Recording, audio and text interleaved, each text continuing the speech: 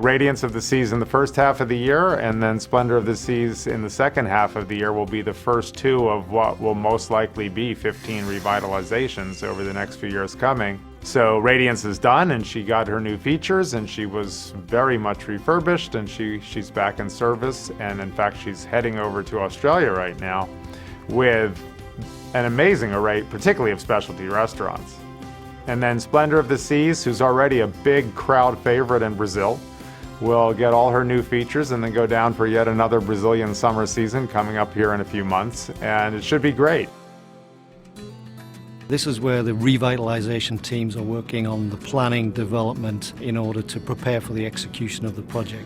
What we have mapped out on this board here is basically all of the revitalization projects and a smattering of new builds at the bottom. So for the Vision class, for example, we've developed a design-build philosophy, such that if we've got one space, this is a list of all the spaces on board Splendour.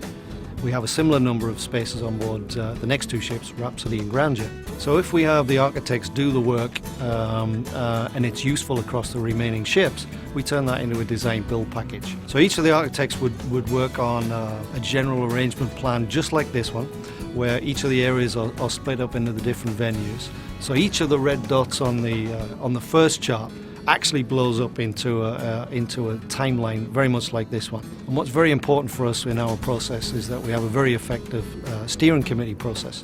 So we need to be able to do the work and present it in such a way that the executives understand the goal, the ambition, what the return on investment is, and how that's going to satisfy our guests when they come on board the ship.